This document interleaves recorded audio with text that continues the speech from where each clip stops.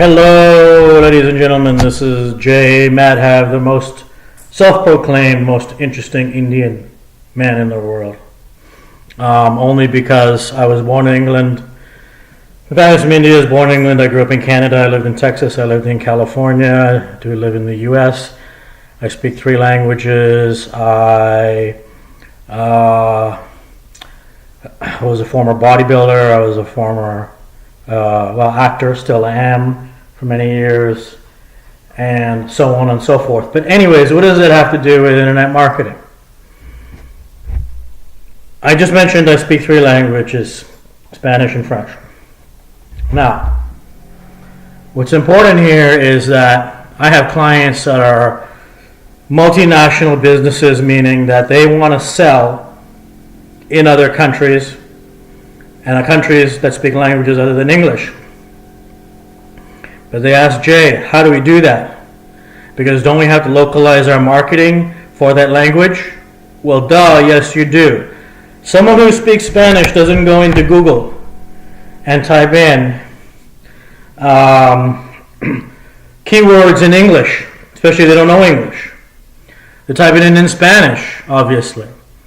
And they're also not using your search engine as the way it is constructed for the US. They're using the Mexican version, right? .mx, or differently so if it's a different country. So how do we address this? Yes, you have to localize, which means that your keyword selection has to be in other languages, right? Your keyword research and keyword selections, which means that all your search engine optimization and written tags need to be in other languages, which means that your offsite marketing and SEO needs to be also in those languages and on sites in those languages. Now, there can always be options available to make it translatable into English, but you better include, if you're marketing to customers, potential consumers in Germany, then you had better include the German language in the marketing that you do on your site and off your site. Here's the thing. You can't do that on one site.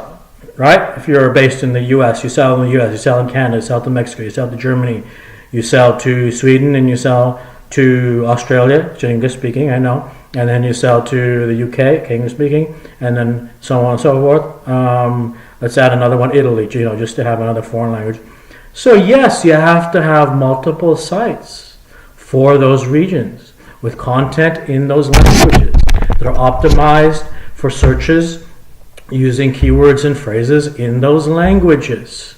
Okay, that's the only way you're going to do it. I see a lot of companies going, well, we only know English, so we're going to assume the world knows English. Like, I'm sure they're not thinking it like that, but it seems like they are. So they decide they're going to have one site. It's going to be global, and then they're going to go ahead and keep the whole thing in English and try and market it across the world and get people in China to buy their product. It doesn't work that way, guys. It doesn't work as effectively. You have to then have pages, if not a different site altogether, that factors in that they're using a different search engine version of Google for their region or country, and they're searching using they're searching in a different language, so they're searching on different words than what you think your keywords should be, based on what you're making your relevant as your keyword selection for in the US, right, in Canada in English. So you have to localize, you have to factor in the other languages if you're serious about being global and having a presence and building a brand in other countries and gaining consumers that speak another language. That's the lesson for today. Thank you for listening.